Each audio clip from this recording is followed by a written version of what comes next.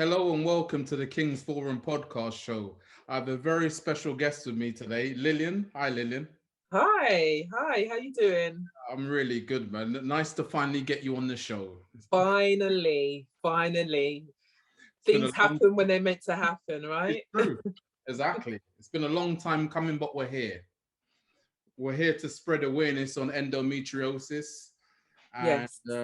yeah, just tell me a little bit about what is endometriosis, Lillian. Okay, so just to clarify, I'll start off with my gynae issues, I should say. Excuse my speech as well, because that does happen.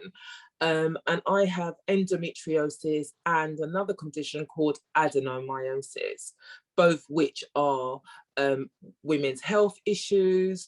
Endometriosis is where you have additional tissue that replicates the lining of your womb as Wow. a woman, yeah, and it's found in other places in your body, yeah, and that tissue causes inflammation, pain, because it has nowhere to escape, yeah, because it's not in, a particular part of your body. So for instance, when a woman has a menstrual cycle, um, on a regular basis. With endometriosis, a lot of that tissue is stuck and you're having cycles outside of Mhm. your womb area, and a lot of the time it can affect your fallopian tubes, your ovaries.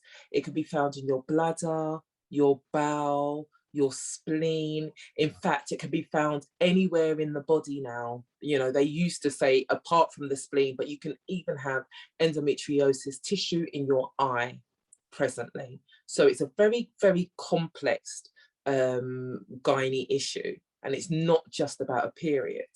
Now, when it comes to adenomyosis, that's where you have tissue that is found in the muscle lining of the womb. And that tissue is is stuck basically and it can't escape, as it would having a menstrual Yeah. cycle. So a lot of the times your womb becomes bulky and spongy. In some instances, it can turn backwards. It causes, again, a lot of debilitating pain, um, really quite chronic pain, and some women with endo and adenomyosis may be okay, and some not. But I'm just talking on behalf of the people who have chronic pain with endometriosis and adenomyosis in particular. So when were you diagnosed? Okay, I was diagnosed in 2011. Yeah, 2011. And my doctor kind of suspected something wasn't right, just because I'd been complaining about the excess of bleeding I'd been having. Also, I just suspected, maybe possibly fertility issues at that particular time. And I'm not talking about a cycle where you just have to pop a pill. I couldn't move, Mike. I could not move. I couldn't drive. I'd be at work. They'd have to send me to the sick room. Unfortunately, it's quite graphic what I'm going to talk about, but I'd be vomiting Yeah. as well. And my whole balance would be out. I'd have migraines. It felt like somebody had literally got a knife and stuck it inside my body, to be honest, And he suggested having keyhole surgery at Yeah. the time.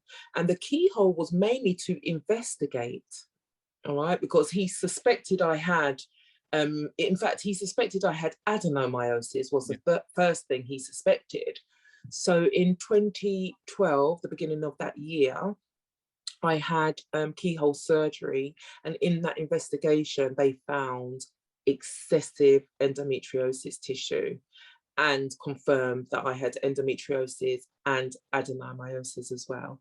So they removed what they could at that particular time and sent me on my merry way. And I thought that was the fix. I thought that was the cure. I was off work for, I do believe, a month, Yeah. and I thought I was going to bounce back, all Yeah. fabulous, back to work. And that was not the case at all. Yeah, so Do you remember your thoughts when you were first diagnosed?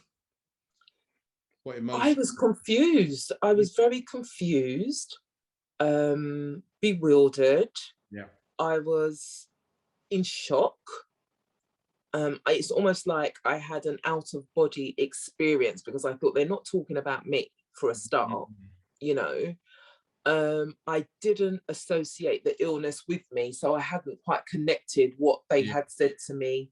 I thought, okay, you're saying all these things, but I'm going to be okay because I'm a bounce back queen with life. You know, I'm going to be fine. You've removed it. That's that. So it's a very unusual kind of stage in life, actually, because I was in disbelief.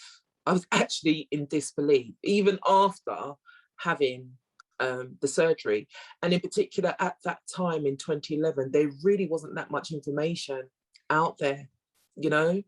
Google's moved a long way. Yeah. So as you can imagine, the first thing you may want to do is Google, you know, let me see the symptoms, but there really wasn't a Wow. lot available. And especially for somebody who looked like me, a Black woman, I didn't have anybody to connect with at the time, you know? So yeah, so it was all kinds of thoughts just resonated at that particular time.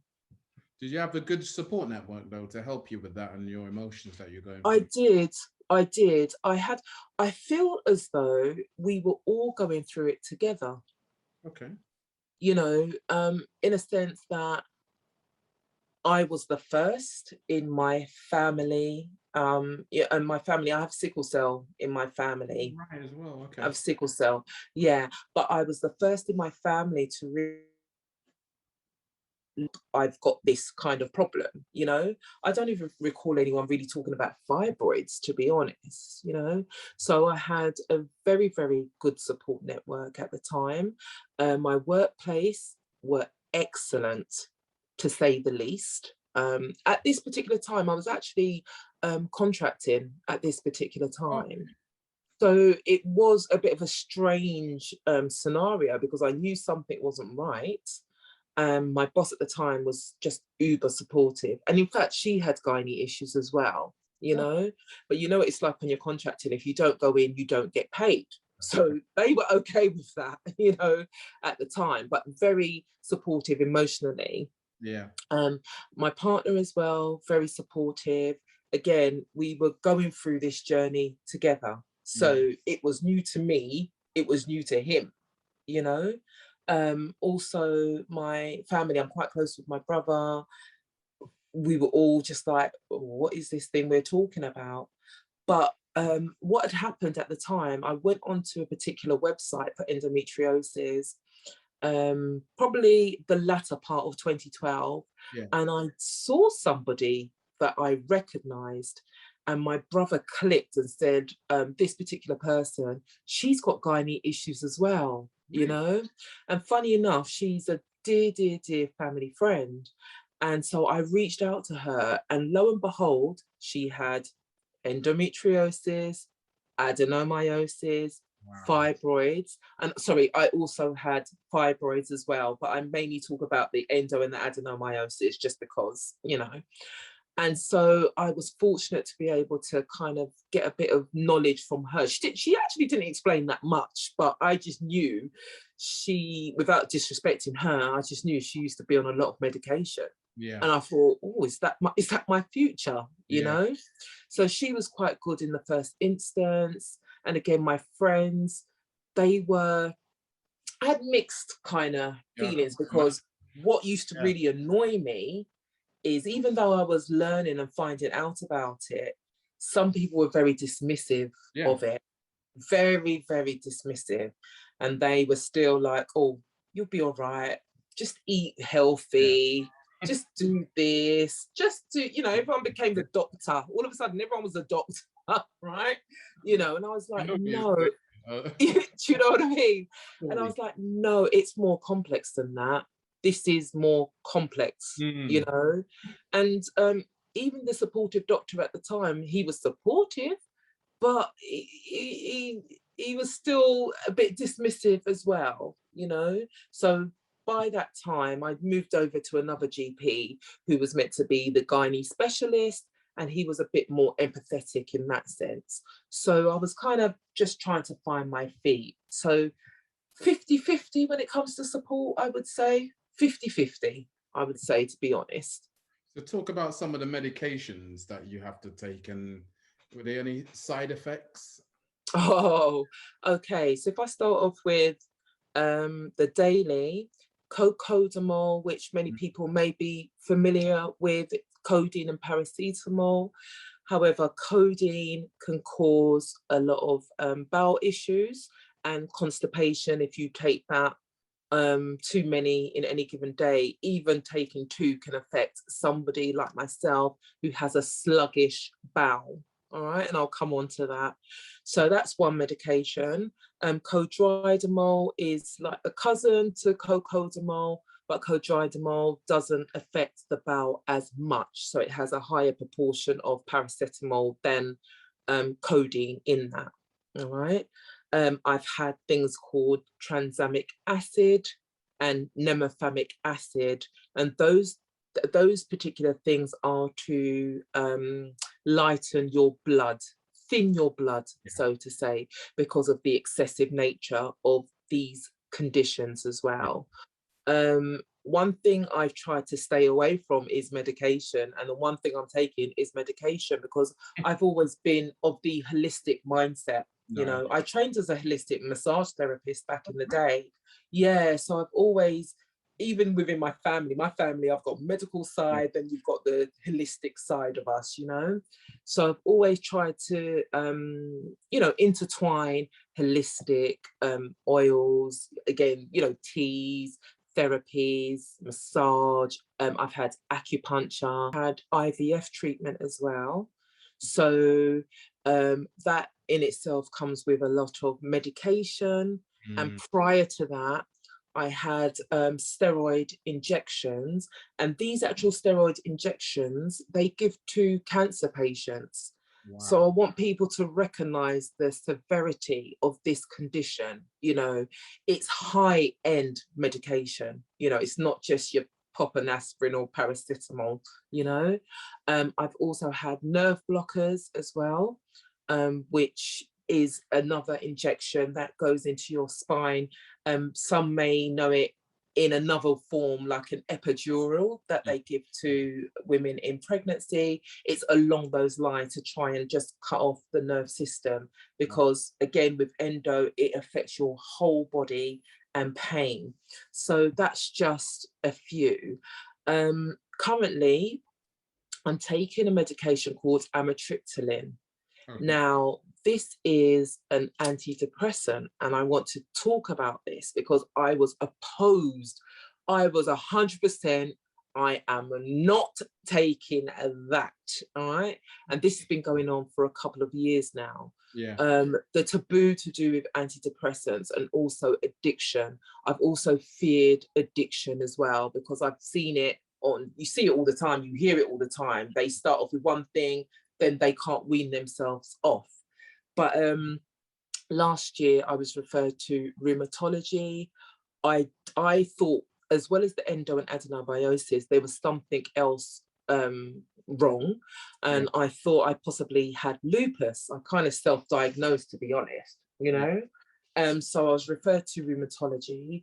It works out that I have another condition, 2 conditions, fibromyalgia, which is a chronic pain condition where there is no cure, and hypermobility syndrome, which is where your limbs are very over-flexible in your body. It affects people differently, but there was no cure for that. So whilst I was having these things diagnosed, they kind of, my doctor as well said, look, try the amitriptyline. For your sleep, because I've been sleep deprived for years. I don't recall sleeping through unless I've knocked myself out with medication. And again, it's the cocodamol. So I have an endometriosis sister who is highly, highly intelligent, and she has endometriosis on her spine. Right. So she spoke to me, and, you know, we kind of compared notes. She's in the Netherlands, and she told me she was taking a particular antidepressant. She spoke to me about it, and she's the one that actually convinced me to give it a try, you know. The first week of taking that, it was only this year, March, Yeah. I was the devil spawned, all right? I had the worst attitude going. I was really on a low, Yeah. really, really, really feeling just not great. And I thought, this medicine is not for me at all, you know? Then after that particular week, I pushed through, then all of a sudden, it just helped me sleep. I was actually sleeping for 5 hours solid straight, which never has happened. I couldn't tell you how long, over 10 years, over probably 15 years, to be honest. Yeah. So I was actually sleeping through. Didn't take away the pain per se, but it was helping me sleep. And that was so important, because when you have any chronic illness and you're sleep deprived, you just can't function properly, you know? So at least restored a bit of that, you know, took away, it's not taking away the chronic fatigue that I suffer, or the pain, but at least being able to sleep, it's everything, you know. Nice. And of recent, you know, they've kind of upped my intake of that. It does cause weight gain, but it's the lesser of both evils. So I've gone up a whole dress size, just trying to kind of get myself aligned with being a bit fluffier because of this medication, you know, still trying to be fabulous in these streets, you know, chronically fabulous. So that's another thing. But I must say, a lot of the medications, they are very extreme and do cause a lot. I've had medication before that's caused hair loss as well. Wow. Yeah, again, the medication that they give to cancer patients, you know, endometriosis, they say, is a benign condition, but yet they're giving us cancer treatment, you know. So we need to be put on the map for sure, for sure. And we need it to be recognized as a disability as well. Definitely. Yeah. Talk to me about how it affects you on your day to day. Okay, so day to day, as I currently stand in 2021, I can't seem to get up bright and perky as I would have before. So day to day, typical day is I get up and I'm almost feeling what part of my body is hurting first, you know. I'm always in pain, and I just need to enforce that because people think I'm exaggerating.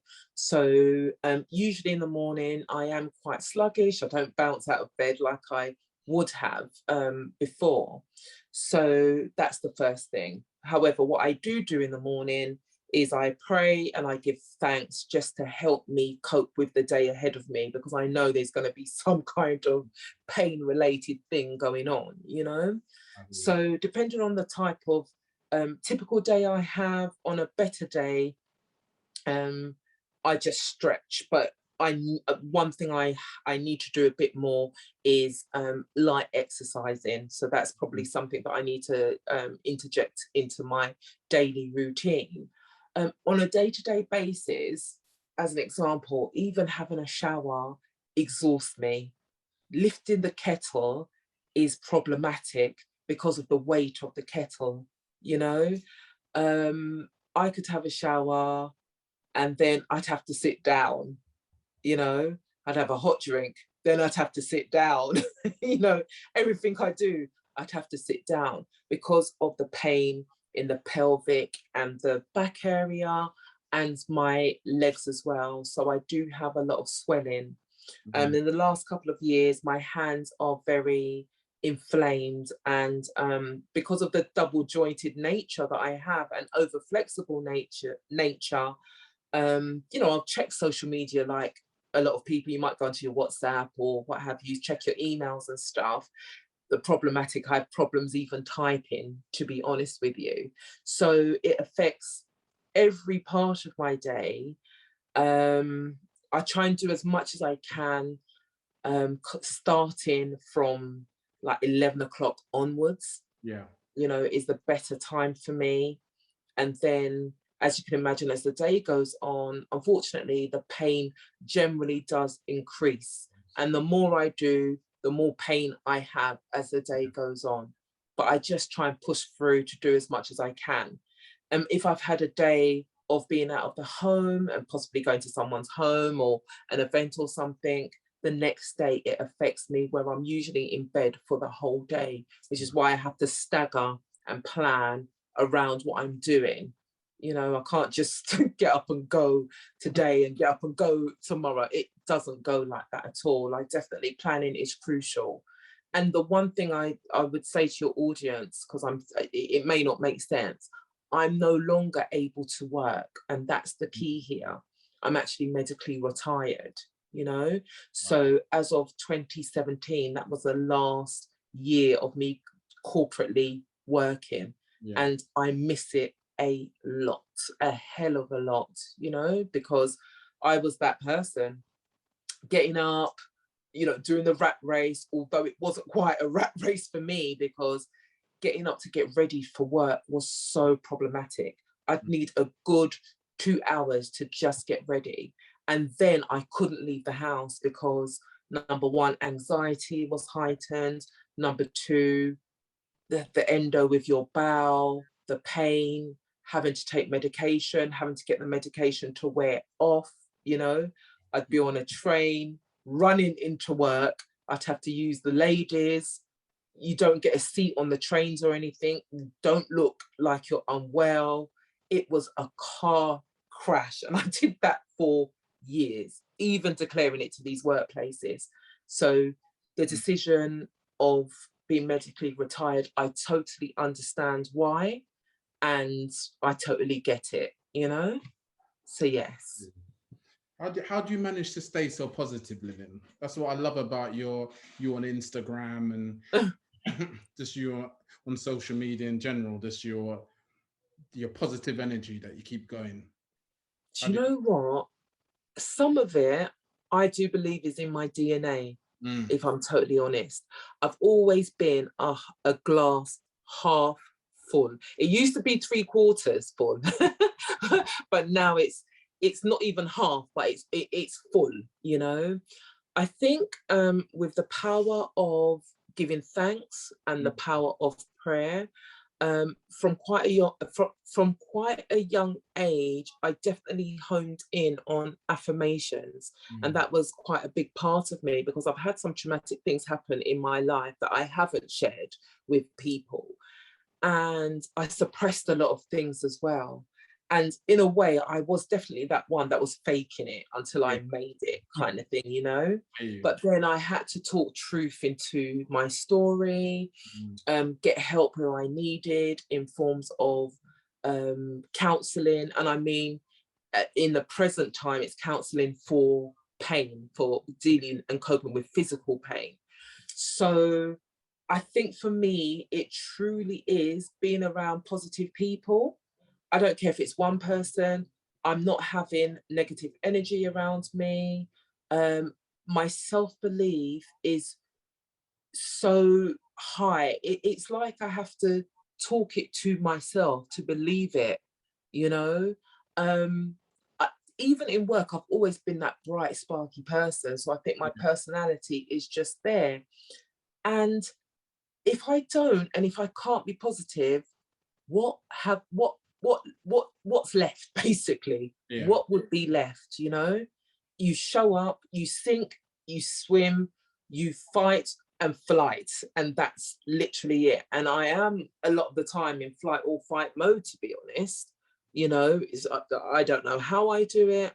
I do believe it's higher beings looking down and pushing me, you know, and all that airy fairy stuff. I totally do believe there is a lot of that in me. Do you have much time for self-care though? Because there's a lot going on and you go through, you know, a lot of pain. And do you have every time? Day? Yeah.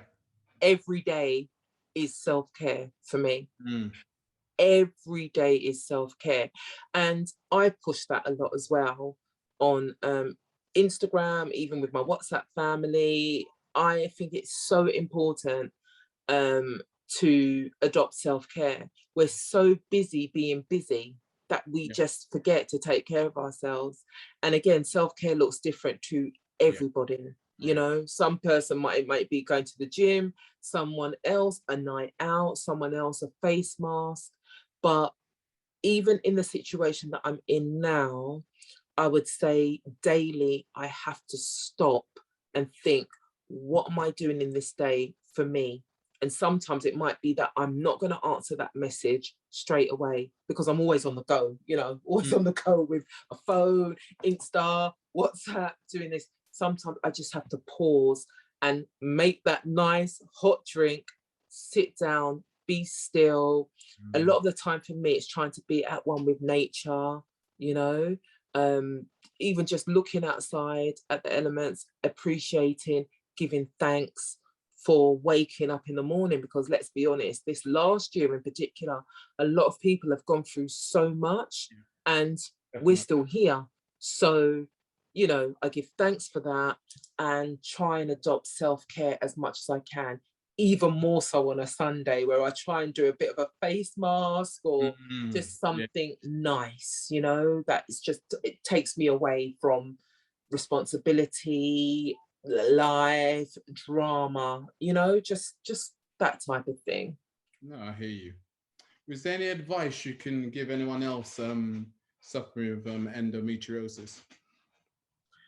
The one thing I would say is you're not alone, right? A lot of the time, I find with endo warriors, endometriosis and adenomyosis sufferers, they definitely feel alone. I feel alone a lot of the time. But the beautiful thing is there's a big community out there. And that's why I love Instagram so much, because I've been able to find my tribe. And I talk about that so much. They're the most supportive community you could ask for, because we've all been there. You know, you think your situation's bad, there's somebody who's in a wheelchair, there's somebody who has a stoma bag, there's somebody who has a walking stick. So they've all had to start off the journey, you know, and we're all in the same position, by where a lot of the time it's taken like 7 to 8 years for us to be diagnosed, to be honest, you know.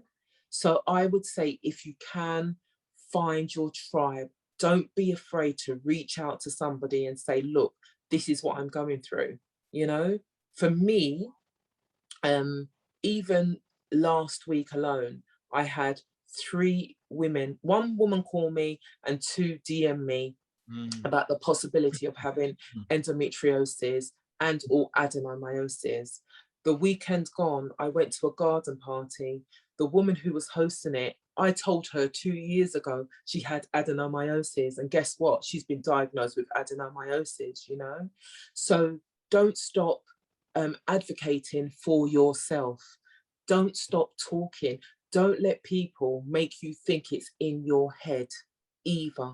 If you're in pain and something's not right, don't, you know, just go out and seek advice from a professional, speak to somebody else, find people on Instagram if you possibly can.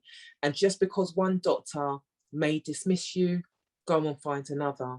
You may not have the best luck with one hospital, find another. Don't let them shut you down or gaslight you either. You know, there will be eventually, it's a long drawn out journey. You know, I've been through so much. Obviously, there's not enough time to talk about this, but I've been through so much where, you know, I've had to fight, you know, the machines as well. But I'm still here to tell my tale, which is why I do tell it. Yeah, 100%. Yeah. I want you to talk about your Sweet Mother collection. Hey, so as a result of being medically retired and not having an income per se, I have always had a passion for, you know, hair, beauty and clothing, you know, and literally it wasn't a plan. There was no plan here. I went to Ghana in 2019 to see a herbalist for all the stuff I was going through. And I just saw how developed Ghana was as far as their fashion, what they were doing. And I bought back a few bags and I thought, you know what? I so would rock these, you know, it's a bit of me, you know, I so would rock this.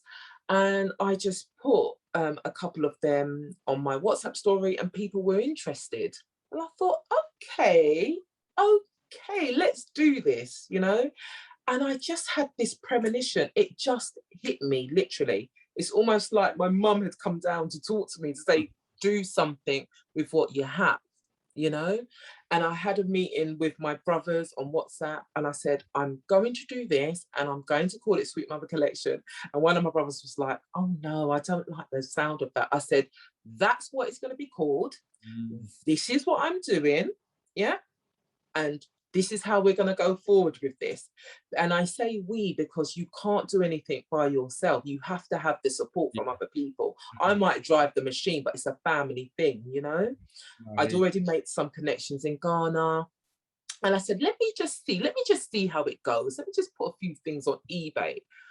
Then that year I did my first events. It was very popular. I got asked to do other events. I got asked to do a pop-up shop at Lambeth College, and I just kept on going. So it was clothing, handmade goods, made in the motherland, in particular Ghana, which is where my family are from. And I just wanted to bring some color into people's lives, some, you know, ethnicity, you know, in a modern and fashionable way. So people can kind of say, okay, I want to wear that head wrap, but I want it in this kind of fashionista style. Because I'm not going to lie, a lot of the African things we used to wear back in the day were very old fashioned and very, very traditional. So I said, you know, maybe I could just make things a bit more modernized and bring it to the masses. And that's what I'm doing going forward. Cool. Yeah. Could you talk about what social platforms you're on as well, Lillian, where they can get a hold of your products and, you know? Okay, so I'm on Instagram. That's where you'll mainly find me. So I'm at Liliano1, Lilyano1, at Liliano1, Sweet Mother Collection. I will be updating the Sweet Mother Collection page. So for now, you can find me at Liliano1. Okay. I am on Facebook as well for having an Instagram account, but I'm not really that active on there. And at the moment, I'm selling on Etsy and on eBay with a view to getting a website launched. So Instagram, I would say, is my first point of call. Obviously, you can DM. I can give out a telephone number if you wish to talk direct. So that's for Sweet Mother Collection and for anyone suffering with chronic health as well. If you just need somewhere to go, I'm happy to support you with that as well. Cool. I'd just like to say a big thank you. Thank you. Thank you for what you're doing, King. Thank you so much, because there aren't enough platforms out there, really, when we're talking about our health. And I don't know why people are so embarrassed and shy away from it. It is reality. You know, and one day, unfortunately, it can happen to anyone, you know, so let's keep on supporting each other. Thank you for what you do. You know, I will be supporting you and reposting, you know, I try and repost. Go out and check him out. Thank you very much. No problem. Please like, share and subscribe the video. And thank you again, Lillian.